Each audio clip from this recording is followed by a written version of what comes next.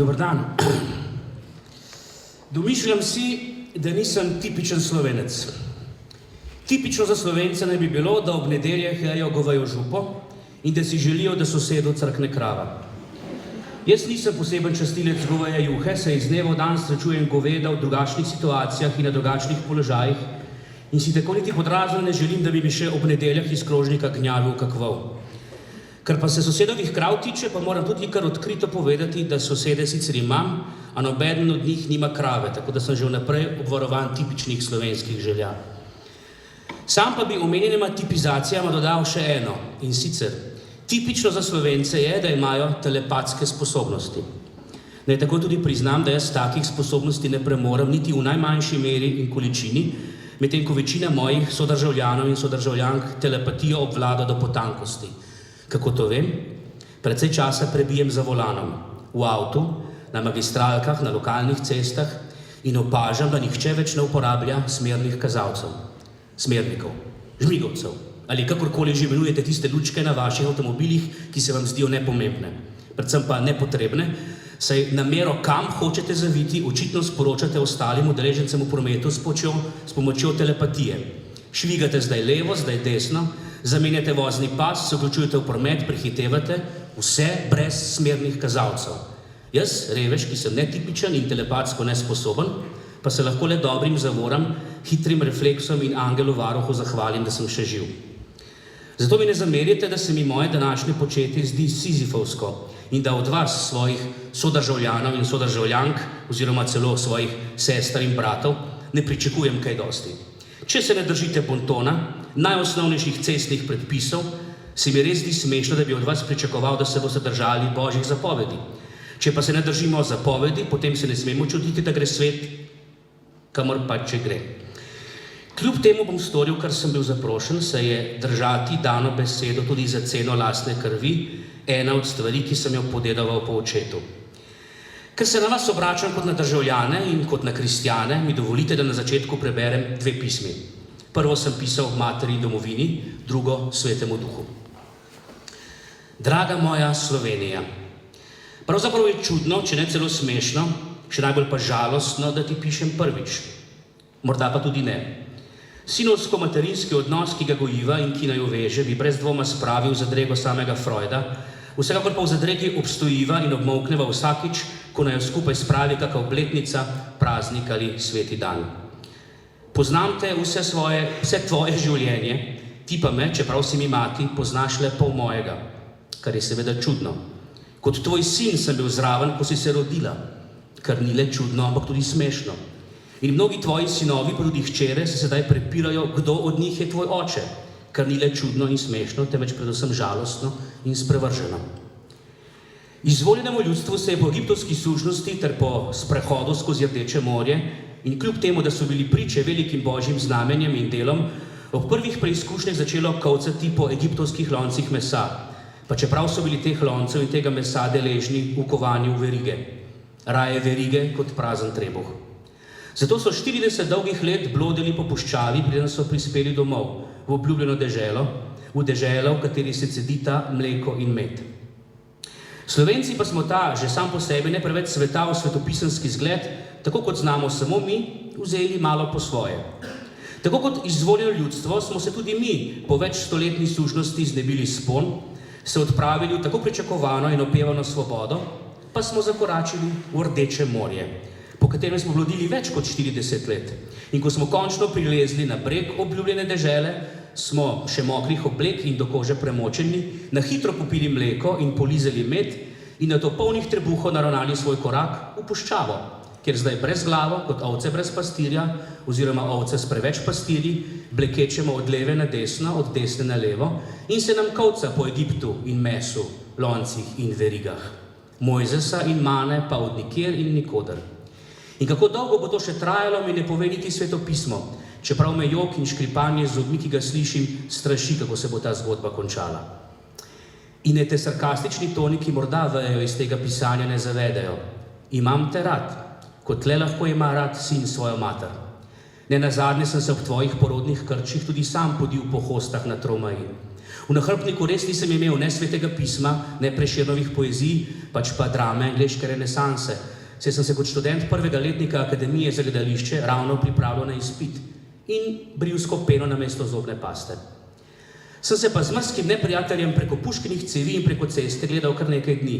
Molil rožni venec, ko so iz helikopterjev skakali specialci v SMB uniformah, se na smrt prestrašil, ko se je nekomu po nesreči sprožila puška in videl ta isti strah tudi na obrazih na oni strani ceste in puškine cevi. Se je zaobljubil na peš romanje k Mariji kraljici miru na Kurešček, če se bo vse srečno izteklo, in svojo zaobljubo krvavih žuljev tudi izpolnil. In me zato neizmerno boli, ko se mularija, ki se takrat še rodila ni, zdaj norčuje, češ kakšna vojna, 10 dni. Kot da nam ni jasno, kako drugače bi se lahko vse zasukalo. In se tudi je, le nekaj 10 kilometrov južneje od nas. In še bolj boli, ko se tako norčujejo ljudje mojih let in še starejši. In ne predstavljam si lahko, kako more boleti šele tebe, ko ti v obraz pljuvajo tvoji sinovi in hčere. Noben otrok si ne more izbrati svojih staršev in tudi jaz se te, mati Slovenija, nisem izbral. Pripadam ti po nekem višjem naključju, ki naj jo je zvezalo. A te ljubim in spoštujem. Ne zato, ker tako veli Božja zapoved. Ne le za voljo pripadnosti in ne zgolj po naključju. Ljubim te, ker si me rodila in ker mi daje življenje in ker te lahko tako ljubim in spoštujem samega sebe.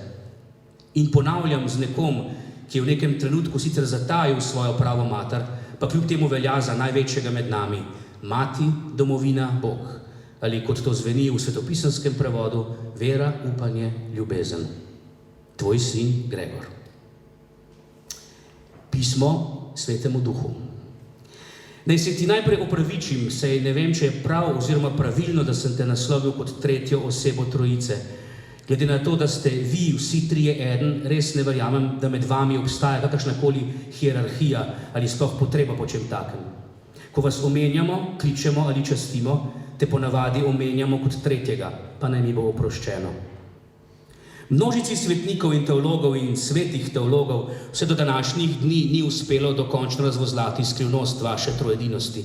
Zato se tudi jaz ne bom poskušal v tem.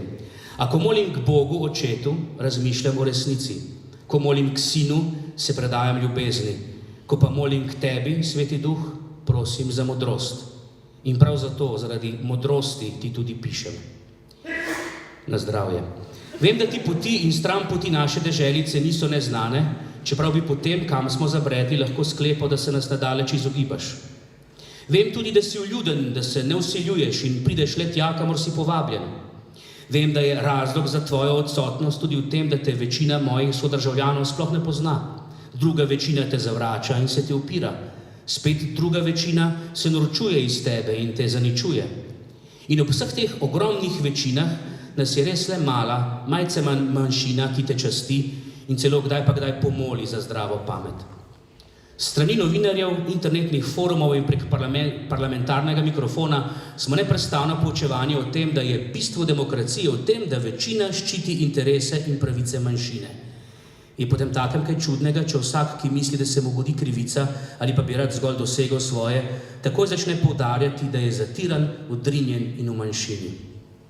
In ker je v takem sodobnem, modernem, liberalnem, slovensko-jankovičevskem tirkovskem času najpopularnejše in tudi najboljše biti pripadnik manjšine, je na strani odrinjenih, zatiranih, izbrisanih, enako mislečih, enako usmerjenih in vse drugačnih nastala taka gneča, da so manjšine tiho in neopazno postale ne tako tiha in ne tako neopazna večina. Večina pa, teh znamenitih 72 ali koliko že odstotkov, ki nam jih stalno tiščijo pod nos in s katerimi si tudi sami mečemo pesek v oči, pa je tiho in neopazno postala manjšina. Tiha in neopazna.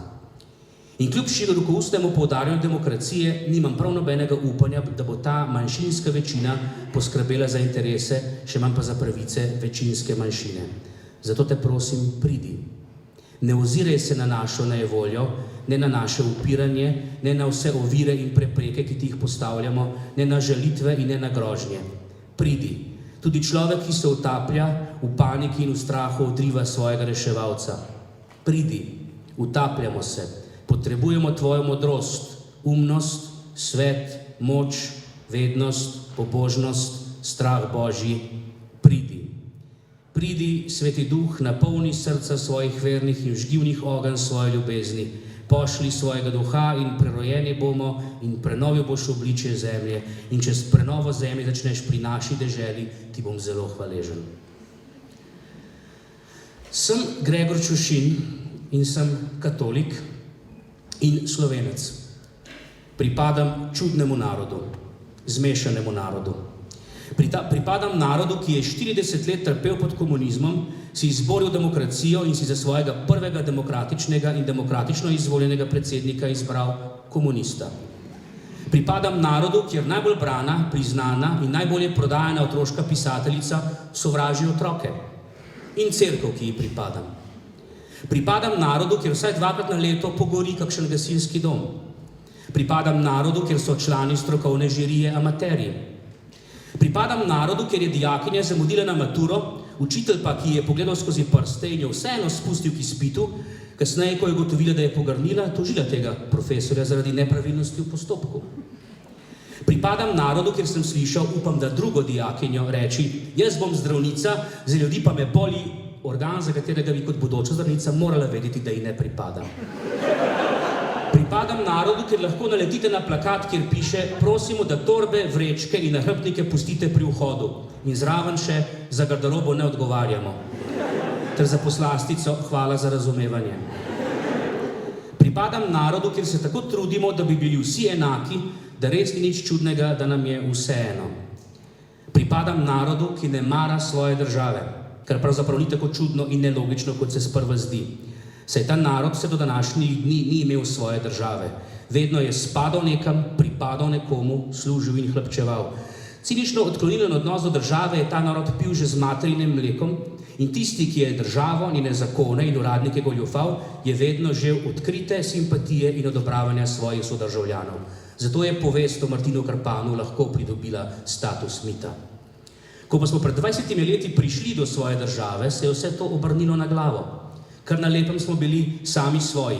Sami smo si pisali zakone, sami odločali, sami delili in sami jemali. Šok, ki ga je takšen preobrat povzročil našemu narodnemu telesu, srcu, duši in psihi, vam zna razložiti in pojasniti vsak povprečen slovenski psiholog. Da o povprečnem slovenskem filozofu, ki je postal najbolj prodajan narodni artikel, sploh ne izgubljam besed. A ker je stara navada železna srajca, smo še kar naprej pljuvali. Le da smo zdaj pljuvali v lastno skledo in lasten obraz. Rana na želodcu in uničena samopodoba sta torej logična posledica. Martinom Krpanom pa tudi ni popolnoma nič jasno, ko so jim odvzeli mitski status in jih razglasili za kriminalce, saj so vendar narodni junaki. Pripadam narodu, ki mu ni uspelo poistovetiti države in domovine. Beseda domovina v svojem korenu vsebuje dom, ki mu pripadam. Beseda država pa držo, ki jo ustvarim. Če k temu dodamo še kanček globalizacije, ki jo mnogi zmotno ali celo načrtno, kdo bi vedel, zamenjujejo z intelektualno širino, smo pač tam, kjer smo.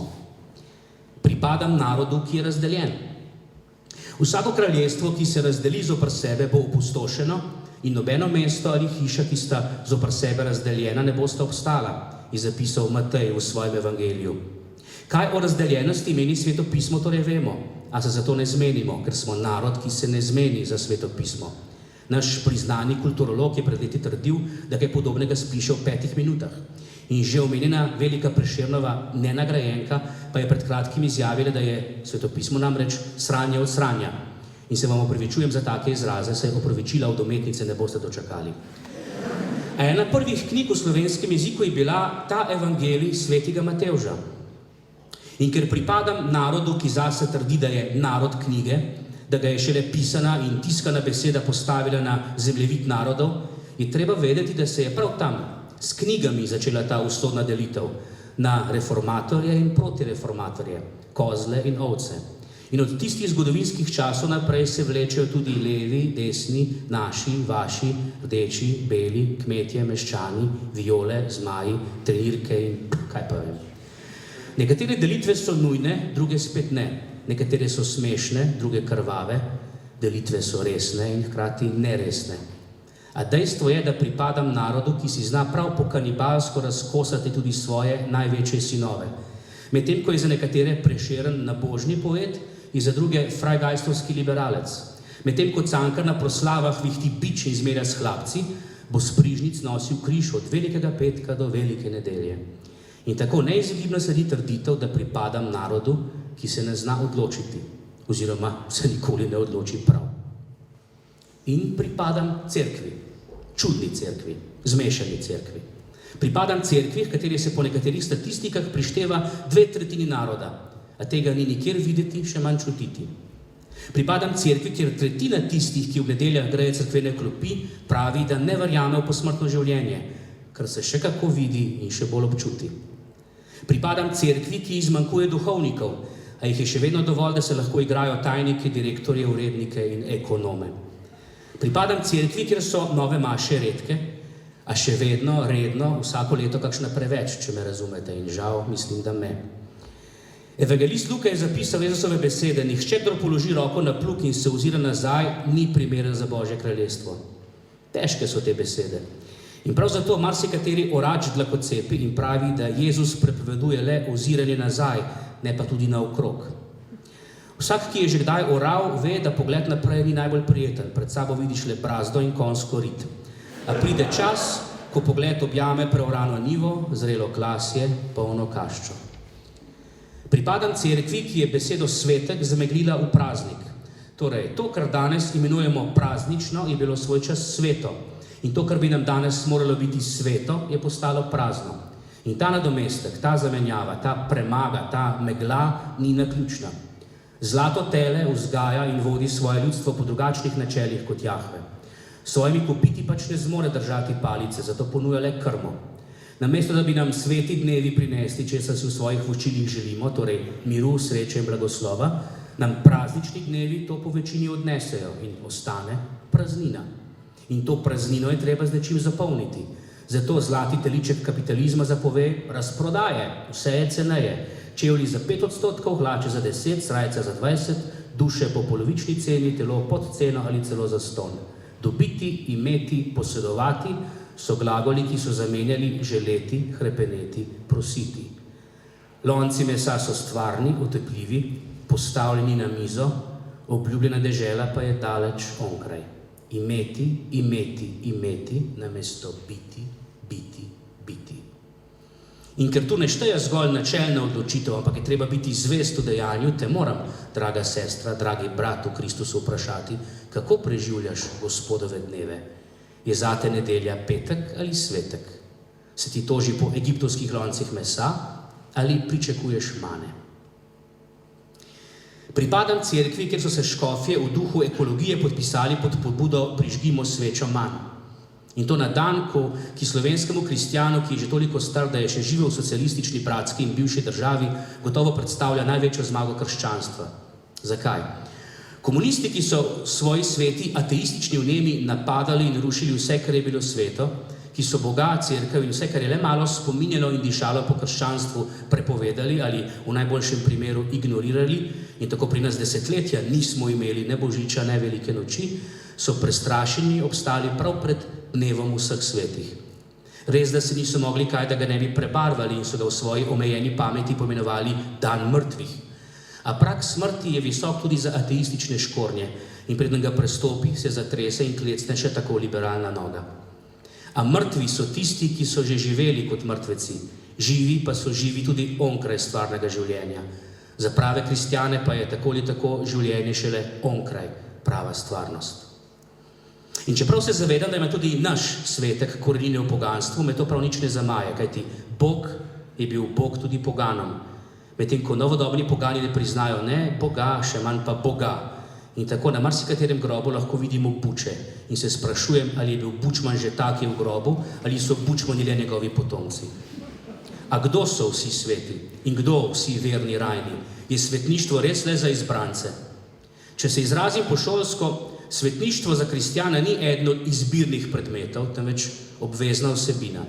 To ni opcija, to je edina možna pot, ki se seveda lahko pokaže v velikih, izrednih dejanjih, trpljenju, celo mučeništvu, a je lahko tudi neopazna, mala pot majhnih, vsakodnevnih žrtvic in podarjanj. Se spomnite, kaj je rekla Petra Majdič, potem ko je polomljenih reber odtekla tekmo svojega življenja? Res je bilo vredno. Če bi lahko, bi zanesljivo še enkrat to naredila. Če se kdo sprašuje, ali je bilo vredno tvegati tudi življenje, lahko povem, ja, bilo ga je. Ko sem slišal te njene besede, sem tako pomislil na Jezusove o nebeškem kraljestvu, ki je podobno zakladu skritemu na njivi, pa trgovcu, ki išče lepe bisere. Ko najde en dragocen biser, gre, proda vse, kar ima in ga kupi. Zastaviti torej vse, kar imamo, tudi življenje, da uresničimo svoje sanje, da dosežemo cilj. Enim je to olimpijska medalja, drugim nebeško kraljestvo. Eni si nabirajo zaklado na zemlji, drugi v nebesih. Vsakemu svoje. Treba je želeti, hrepeneti, delati, sodelovati, delovati, upati, ne obupati, zmagati. A da ne bo pomote, dobro vem, da vera ni tekma. Cerkev ni fitness klub, čeprav je vzdrževanje kondicije še kako pomembno. Zapovedi niso telovadba, čeprav je neizogibno potrebna odločitev in vztrajnost. Ljubezen do bližnjega ni posebna tehnika kot, ne vem, drsalni korak, čeprav je potrebna vaja. In še enkrat, pa še enkrat, pa še in še. Kljub temu, da je dobra oprema potrebna tako kot v športu, kot v veri. Stojite torej prepasani okoli ledi z resnico, oblečeni v oklep pravičnosti in z nogami obutimi v pripravljenost za oznanjevanje evangelija miru. Predvsem pa vzemite ščit vere. Z njim boste mogli pogasiti vse ogljene puščice hudega. Vzemite tudi čelado odrešenja in meč duha, kar je Božja beseda. Bog ni trener s štoparico v roki, čeprav spodbuja, kliče, vabi, obljublja, čaka. Vera je milost, dar, talent. In preljuba sestra, predragi brat v Kristusu, upam, da nisi le krščanski rekreativec, čigar veselje ob veliki noči se zaustavi ob šunki in potici. Kristjan se ne sme zaustaviti ob polni mizi, temveč ob praznem grobu. Kristusova zmaga nad smrtjo je temeljni kamen naše vere, kamen, ki so ga zidari zavrgli. Ne zavrzi ga še ti, ampak na njem, na zavrženem kamnu, na Kristusu, se zidaj hišo svoje vere, svojega življenja. Ulile se bodo plohe, pridrlo bo vodovje, zapihali vetrovi, a hiša ne bo padla, če bo imela za temelj vero v stajenje. Na začetku sem omenil očeta in njegovo dediščino. Ne vam zaupam, kaj je zapustil nam, svojim otrokom, kajti to bi rad zapustil tudi jaz svojim in vam pravzaprav. Človek mora imeti močno vero, da Bog je. Oznanjati njegovo slavo kjerkoli in kadarkoli in s čimerkoli. Nič niso vredni talenti, če ne služijo drugim. Denar je za to, da ga deliš, nikogar sovražiti. Biti zvest ženi, župniji, domovini. Ljubiti svoj jezik. Imeti rad glasbo in vse, kar je lepega. Za uresničitev ideje iti na konec sveta. Verjeti, da Marija še nikogar ni pustila praznih rok. V popolnoma brezizhodni situaciji verjeti, da rešitev je v molitvi. Verjeti in zaupati lastnim otrokom. Biti ponosen na otroke in vnuke. Verjeti in moliti za dobre duhovnike, imeti čisto vest in zato miren spanec, umreti spravljen s seboj, svetom in z Bogom. Vem, da so stvari in ideje, ki pridejo iz cerkvenega oziroma katoliškega peskovnika, dostikrat že vnaprej obsojene na posmeh in propad, že samo zato, ker so cerkvene in katoliške. In se ne čudim. Pa ne bi zdaj o tem, da se zavedam, da so za naprednega, razsvetljenega, liberalnega in sekulariziranega človeka 21. stoletja poglavitne resnice mojega verovanja pravlično nakladanje ali v najboljšem primeru mit. Res se ne čudim. Saj sem tudi sam poln predsodkov. Argument, kako da človek v 21. stoletju še vedno lahko veruje, se v moji glavi obrača v kako da človek v 21. stoletju še vedno ne veruje. Pa smo tam, a ne? Da verni molimo ni presenetljivo. Presenetljivo je mogoče to, kako malo molimo. Kako premalo smo dosledni v aktivnem izvrševanju tega, v kar pravimo, da verjamemo in verujemo. Zato zelo hitro pa znamo opaziti in obsoditi napake bližnjih in daljnih, sploh tistih, ki nam niso ljubi. Tale je slab oče, tale je slab prijatelj, tale je slab direktor, tale je slab predsednik. Se ne rečem, dostikrat je ocena pravilna in upravičena, a če kot kristjan za njih ne molim, potem sem slab kristjan. Naša država, naša domovina je naša, skupna, ena, kakršnakoli že je. Je last in odgovornost nas vseh. Zadnje čase, predvsem z desnice, velikokrat slišim, je to država, za katero smo se odločili pred 20 leti. In odgovarjam, ja, je. Se nisem vedel, kako se bodo stvari zasukale. Bi morda, če bi vedel, da bomo čez 20 let v krizi, glasoval, da ostanemo v jugi? Glasoval in odločil sem se za samostojno državo, za Slovenijo. In to danes imamo. Kakšna pa je ta naša samostojnost? Kakšna je ta naša Slovenija? To je pa drugo vprašanje. Zato bom molil in se pustil, da bi šlo na bolje, ker na slabše gre še vedno lahko. Naj se poslovim z odlomkom iz Svetega pisma. Pavel Timoteju. Zato pa, moj otrok, bodi močan v milosti, ki je v Kristusu Jezusu. Ker si slišal od mene pred mnogimi pričami, izroči zanesljivim ljudem, takim, ki bodo zmožni tudi druge podučiti. Trpi z menoj, kot dober vojak Kristusa Jezusa. Nihče, ki služi vojsko, se ne zapleta v vsakdanje opravke. Tekmovalec ne dobi venca, če ne tekmuje po pravilih. Kmet, ki se trudi, ima prvi pravico pobirati sadove. Ogibli se posvetnih čenč, saj te še pospešujejo brezbožnost in njihov nauk se bo razpasal kot gangrena. Tole pa vedi, da bodo v poslednjih dneh nastopili hudi časi. Ljudje bodo namreč samoljubni, lakomni, bahavi, prevzetni, preklinjevalci, neposlušni staršem, nehvaležni, nesveti, brez srca, nespravljivi, obrekljivi, brez samoobvladanja, divji, brez ljubezni do dobrega, izdajalski, predrzni, napihnjeni. Raje bodo imeli naslade kakor Boga, držali se bodo zunanje oblike pobožnosti, zanikali pa njeno moč. Toda daleč ne bodo prišli, kajti vsem bo postala očitna njihova neumnost. Toda ti ostani pri tem, česar si se naučil in v veri sprejel, ker veš, od koga si se naučil. Rodim te pri Bogu in Kristusu Jezusu, ki bo sodil žive in mrtve, pri njegovi pojavitvi in njegovem kraljestvu. Oznanjuj besedo, vztrajaj v ugodnih in neugodnih okoliščinah. Prepričuj, grajaj, spodbujaj z vso potrpežljivostjo in poučevanjem. Prišel bo namreč čas, ko nekateri ne bodo prenesli zdravega nauka, ampak si bodo po svojih željah poiskali veliko učiteljev, ker hočejo ustreči svojim ušesom. Ušesa bodo obračali proč od resnice in zabredli v bajke. Ti pa bodi vsem trezen, pretrpi nadloge, opravi poslanstvo in izpolni svojo službo. Hvala.